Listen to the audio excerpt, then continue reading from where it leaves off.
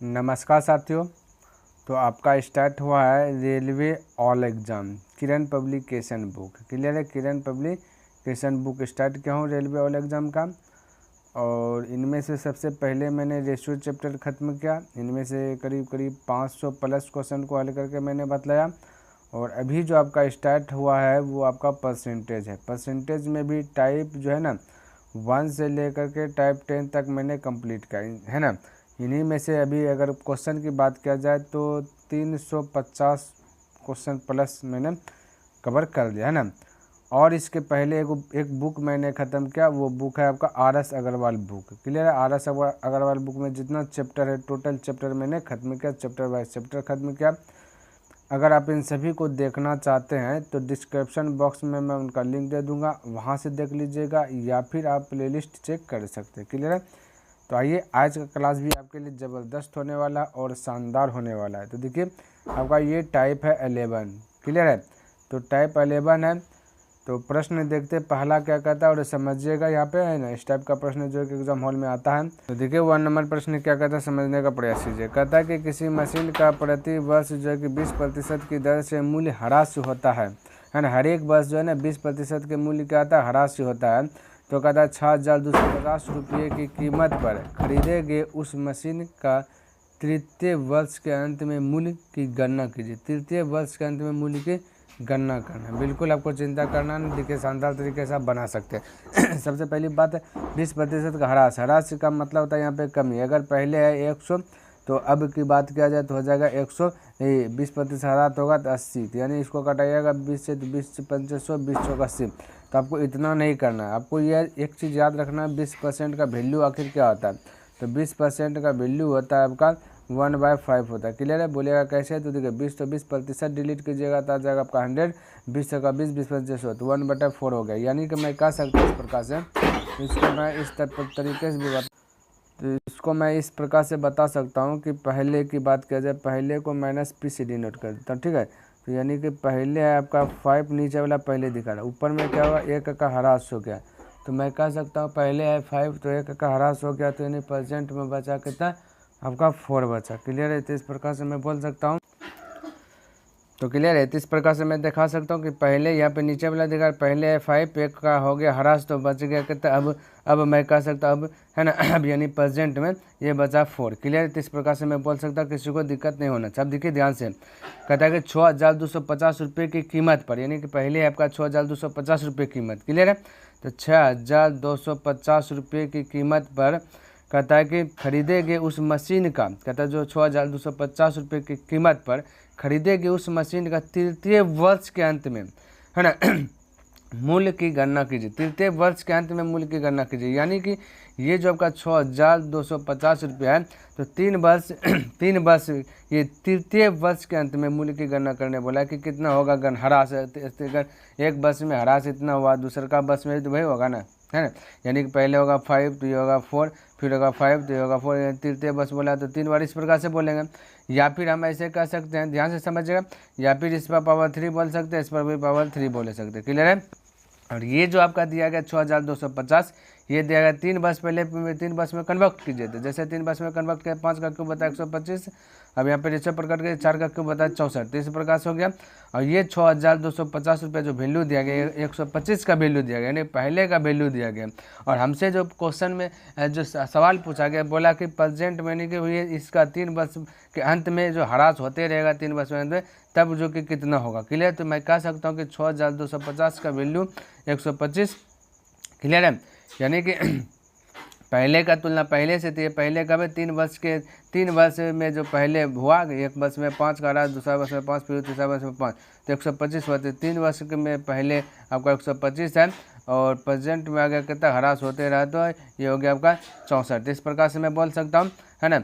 तो कह सकता हूँ कि पहले का तुलना पहले से निकालना हमें क्या, तृतीय वर्ष के अंत में मूल्य की गणना कीजिए। तो सर तीनों का, इसको पहले को भी 3 वर्ष में कन्वर्ट किए और प्रेजेंट में भी जो है उसको भी 3 वर्ष कन्वर्ट किए, ह्रास होते रहा।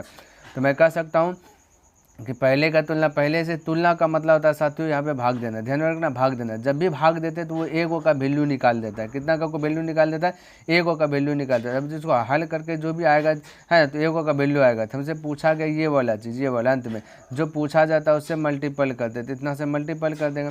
यानी एक का वैल्यू अगर मैं बता देता हूँ 10 होगा तो 2 का वैल्यू क्या होगा, तो कहिएगा ना सर जी कि 2 गुना 10 कर दीजिए तो 20 होगा, कह सकते हैं कि नहीं कर, बिल्कुल उसी प्रकार से ये जैसे तुलना किए, तुलना का मतलब भाग देना, भाग देते एक का वैल्यू आया, अतः 64 का निकालना वैल्यू तो 64 से मल्टीपल कर देना है ना। यानी कि अंत 3 वर्ष के अंत में मूल्य की गणना, तो ये 64 से गुना, तो 125 से कटाइएगा तो 5 बार में कट जाएगा, तो 5 गुना 64 की जगह तो 5 चौक 20 करिए 0, तो चल 2 5 6 30 30 30 2 हो जाता है 32, 1 0 छोड़ दिया, यानी कि 3200, तो 3200 रुपये इस प्रकार से आ गया। तो तृतीय वर्ष के अंत में मूल्य की गणना कीजिए तो कितना होगा, 3200 रुपये होगा। इस प्रकार से ह्रास होते रहेगा 3 साल तक। तो क्लियर है, चलिए किसी को दिक्कत नहीं होना चाहिए। आइए दूसरा का नंबर प्रश्न देखते हैं, और थोड़ा बहुत भी अगर दिक्कत है तो दूसरा का नंबर में कंफ्यूज दूर करते हैं। तो कहता है कि एक उपकरण का प्रति वर्ष अवमूल्यन, अवमूल्यन का मतलब भी होता है ह्रास, ह्रास मतलब कमी होता है। कहता 20% है, तो अब से 3 वर्ष बाद, कहता है 3 वर्ष बाद इस उपकरण का मूल्य इसके वर्तमान मूल्य का जो कि प्रतिशत होगा, कोई दिक्कत नहीं है। तो मैं कह सकता हूँ कि अवमूल्यन हो रहा है प्रत्येक वर्ष, तो ये -b से दिखाता कि है ना, हालांकि है परसेंट में, लेकिन अवमूल्यन होने के बाद ये परसेंट में हो जाएगा। तो 20% का मतलब होता है 1/5, यानी 5 है परसेंट में, लेकिन 1% ह्रास हो गया तो बचा अब 4, तो 4 हो गया परसेंट, ये चल जाएगा पहले। इस प्रकार से मैं बोल सकता हूँ। इसके पास 3 वर्ष है तो 3 पावर दे दीजिए 3, तो मैं कह सकता हूँ 125 रेशियो हो जाएगा 64 हो जाएगा। क्लियर है, बोला 3 वर्ष बाद इस उपकरण, 3 वर्ष का था बाद, अब 3 वर्ष बाद इस उपकरण का मूल्य, इस उपकरण का मूल्य इसके वर्तमान मूल्य का कितना प्रतिशत है, तो इन दोनों के बीच का अंतर कीजिएगा तो पता चलेगा आपका 61 अंतर। तो यानी कि है पहले 125, अब जैसे ह्रास हुआ तो बचा कितना 64, तो यानी कि कितना हट गया, तो बोलेगा 61, तो 61 हो गया।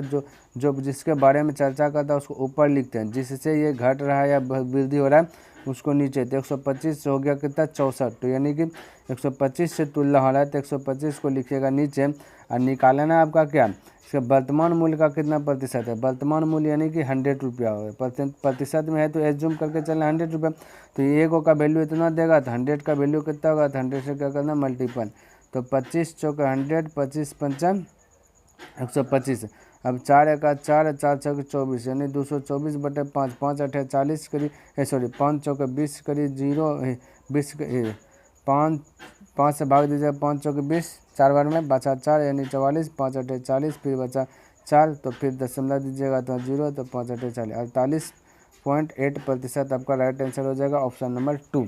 तो इसके वर्तमान मूल्य का कितना प्रतिशत है, 48% है, वर्तमान मूल्य का 48%। तो 3 वर्ष बाद इस उपकरण का जो मूल्य है इसके वर्तमान मूल्य का 48% है, वर्तमान मूल्य का कितना प्रतिशत, 48%। क्लियर है, चलिए तो इस प्रकार से बना सकते हैं।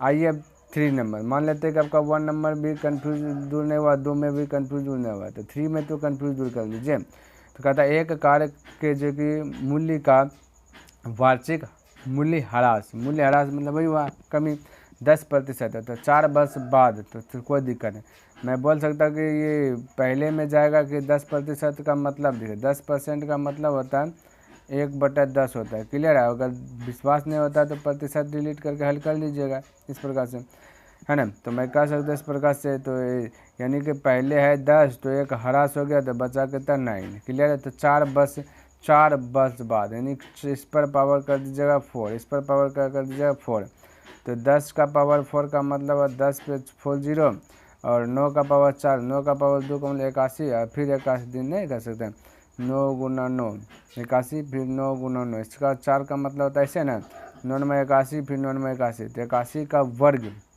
हमको पता होना चाहिए, तो 81 का वर्ग है ना, तो 81 का वर्ग कीजिएगा, देखिए इस प्रकार से आप वर्ग कर सकते हैं। वर्ग करने के लिए भी बताए थे कि यानी कि पिछला का वर्ग कीजिए, 1 का वर्ग 1 होगा, अब सभी को गुना कीजिए, 8 का 8, 8 दूना 16, 16 करीब 6 हो जाएगा, तो चलिएगा अब इसका वर्ग कीजिए, ये बोले पिछले में जो 38 64 64 1 65, यानी कि 65 61 होगा, इस प्रकार से मैं बताया था। ठीक है, तो वर्गमूल अगर नहीं जान रहे हैं तो आपको ये चीज़ इस प्रकार से सीखना चाहिए वर्ग निकालने के लिए, है ना। चलिए तो हो गया 65 61 हो जाएगा, तो डायरेक्ट में लिख देता हूँ 65 61। क्या लिख देता हूँ 65 61 65 61। बोले किसी को दिक्कत यहाँ तक कहीं पे दिक्कत नहीं होना चाहिए, कोई कन्फ्यूज वाली बात नहीं होना चाहिए। अब ध्यान से देखिएगा, आपसे क्या कहता गया 4 वर्ष बाद, फिर बोला 4 वर्ष बाद कार के मूल्य में कितने प्रतिशत की गिरावट होगी, 4 वर्ष बाद कितना प्रतिशत की गिरावट होगी। तो यहाँ से देखिए इन दोनों के बीच, यहाँ पे ये पहले 4 वर्ष बाद, 4 वर्ष बाद जैसे आए तो ये वाला दिखाया पहले, ये दिखाया आपका प्रेजेंट में 4 वर्ष बाद ना। तो जैसे ये दिखाया तो मैं कह सकता हूँ ना का साथ, पहले है कि 10,000 है, 4 वर्ष बाद 10,000, और यहाँ पे देखिए 4 वर्ष बाद 6,561 रुपये। इन दोनों के बीच का गैपिंग की बात कीजिएगा तो हो जाएगा 3,439 हो जाएगा, ठीक है। तो इतना का जो कि गिरावट हो रहा है, तो जिसके बारे में पूछ रहा है उसको कहाँ लिखते हैं, ऊपर लिखते हैं, है ना। जिसके बारे में चर्चा कर रहा है उसको कहाँ लिखते हैं, उसको ऊपर लिखते हैं। बाकी जिससे गिरावट हो रहा है उसको नीचे लिखते हैं। ये तो अब तो पता चल जाना चाहिए। तो है आपका 10,000, तो 10,000 क्या कर दे नीचे लिख दे। जो पूछ रहा है उसको क्या करता है, उससे मल्टीपल करते हैं। इतने सा तो कम करता है, बाकी कुछ नहीं। तो 4 वर्ष बाद कार के मूल्य में, तो कार है ना, कार के मूल्य प्रेजेंट में कितना है, तो प्रतिशत वाला सवाल है तो 100 है ना, कितना 100, तो एगो का वैल्यू इतना निकालेगा तो 100 का वैल्यू कितना होगा, 100 से मल्टीपल, 2 जीरो से 2 जीरो खल्लास हो जाएगा। अब नीचे में 2 जीरो है तो दशमलव का 2 डिजिट खो जाएगा, तो 34 पॉइंट हो जाएगा 39, 34.39, जो कि राइट आंसर आपका ऑप्शन नंबर फर्स्ट करेक्ट होगा। अब तो कंप्लीट हो गया होगा, है ना, अब कंप्लीट हो गया होगा साथियों। तो देखिए 4 नंबर प्रश्न क्या कहता है, इसको भी हल करने का प्रयास करते हैं। कहता है एक मशीन को जो कि 42,000 रुपये में बेचा गया, 42,000 रुपये में बेचा गया, तो इस मूल्य कहता है कि इसका मूल्य जो कि प्रति वर्ष 8% की दर से घट गया, 8% की दर से घट गया। तो कहते हैं 1 साल बाद मशीन का मूल्य कितना है, तो 1 साल बाद पूछा था। अच्छा 8% का वैल्यू आपको पता होना चाहिए, है ना। तो 8% का वैल्यू होता है एक, है ना, 4 दूना 8, यानी कि हो जाए 2/25 होता है। तो आपको करना क्या, अगर बिलीव नहीं हो रहा है तो प्रतिशत डिलीट करके 100 कीजिएगा, 4 से कटा 4 दूना 8, 4 से कटा 25, तो इस प्रकार से बोल सकते हैं, है ना। तो यहाँ पे मैं कह सकता हूँ कि घट हर एक बस, यानी कि यह पहले को माइनस पी से, प्रेजेंट को पी से दिखाता प्लस पी से, ठीक है, सिर्फ पी से, तो प्रेजेंट होगा। तो 8 बस का ह्रास, यानी कि पहले है आपका 25 है पहले, 8 बस का ही 8% का ह्रास, यानी कि 2 का ह्रास हो गया, तो बचा के 23 बच गया। इस प्रकार से रेशो प्रकट कर लिया। यहाँ पर बोला 42,000 रुपये में बेचा गया, कितने में बेचा गया, 42,000 में बेचा गया, है ना। और यहाँ पे देखिएगा बेचा गया कितना, 25 में बेचा गया एक बस में, है ना। तो 25 में बेचा गया का तुलना बेचा गया से जैसे तुलना करते वो आपका एगो का वैल्यू निकाल देगा, क्लियर। तो मैं बार बार रिपीट कर रहा हूँ, तुलना का मतलब था भाग देना, जब भी भाग दीजिएगा तो वो एगो का वैल्यू निकालेगा। और आपसे पूछा गया कि 1 साल बाद मशीन का मूल्य कितना कम होगा, तो कितना कम होगा, देखिए 25 तो अब बचा 23, तो 2 का ना कम हुआ, कम और अधिक का मतलब अंतर, तो जो पूछे उससे मल्टीपल, तो 2 से मल्टीपल, 25 से 4 बार में 4 गुना 2 8, 8 9 16, 8 चौक 32, 1 33, यानी कि 336 और लगता है 1 जीरो यहाँ पे 3 जीरो होगा, ठीक है, तो 1 जीरो यहाँ पे होगा, 3,360 आंसर हो जाएगा, ऑप्शन नंबर फर्स्ट करेक्ट हो जाएगा, क्लियर है। चलिए अगला प्रश्न की बात कर लेता हूँ। तो 5 नंबर प्रश्न देखिए और इसको भी समझने का प्रयास कीजिए, क्लियर है। तो कहता है कि चीनी के मूल्य में 30% की वृद्धि हो जाती है, सीता को चीनी की खपत कितने प्रतिशत कम कर देनी चाहिए कि उसके व्यय में कोई वृद्धि ना हो, व्यय में उसके कोई वृद्धि ना हो, ये पूछा गया।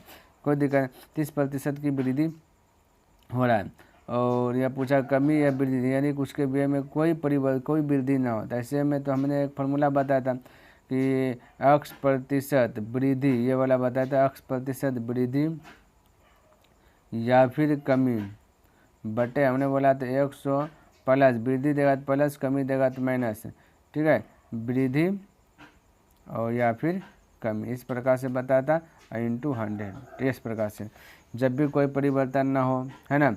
इस पर यह वाला फॉर्मूला, तो 30% की वृद्धि है तो ऊपर में हो जाएगा 30% वृद्धि, नीचे में 100 में से 30 जुड़ जाएगा तो हो जाएगा 130, है ना। प्रतिशत में निकालना 100 से मल्टीपल, 0 0 कटेगा, 300/13 हुआ, 300/13, इसको डिवाइड कर दीजिएगा, हल कर दीजिएगा तो 23.1/13 आपका प्रतिशत राइट आंसर आ जाएगा, यानी कि ऑप्शन नंबर ये फर्स्ट करेक्ट हो जाएगा। बोलिए किसी को दिक्कत, किसी को दिक्कत नहीं होना चाहिए। या फिर इसको एक तरीके से और बना सकते हैं 30% की वृद्धि, तो 30% का मतलब होता है कि तब साथियों 3/10 होता है। तो मैं कह सकता हूँ कि पहले है 10 तो अब हो गया 13। मैं बोल सकता हूँ कि नहीं, बिल्कुल बोल सकता है इस प्रकार से। तो यहाँ पे क्या कहता है, चीनी की खपत कितने प्रतिशत कम कर देनी चाहिए, कितने प्रतिशत कम कर देनी चाहिए, उसमें कोई परिवर्तन है तो कितना प्रतिशत कम। तो यहाँ 13 से हम 10 लाने के लिए कितना प्रतिशत कम करेंगे, 3। तो जिसके बारे में पूछा उसको ऊपर लिखते हैं, तो 3 ऊपर हो जाएगा। और किससे कम हो रहा है, 13 से, तो 13 नीचे रहेगा और प्रतिशत में निकालना है 100 से मल्टीपल, तो इसको बल कीजिएगा तो भाई। तो या फिर ऐसे भी बना सकते हैं। तो साथियों आपका जो है ना, ये टाइप 11 की बात किया जाए तो यहाँ पे 5 ही प्रश्न दिया गया है ना। तो ये आपका कंप्लीट हो गया टाइप 11। तो यहीं पे वीडियो करता है आज का स्टॉप। तो कैसा लगा वीडियो, अगर पसंद आया तो इस वीडियो को लाइक कर दीजिएगा, और सब्सक्राइब नहीं किया तो इस चैनल को सब्सक्राइब कर दे। बने चले तो अपने मित्रों के साथ भी शेयर कर दे। कमेंट करके बताइए कि आपको वीडियो कैसा लगा। तो चलिए मैं नेक्स्ट दिन मिलता हूँ इनसे आगे लेकर के, तब तक के लिए धन्यवाद। जय हिंद, जय भारत।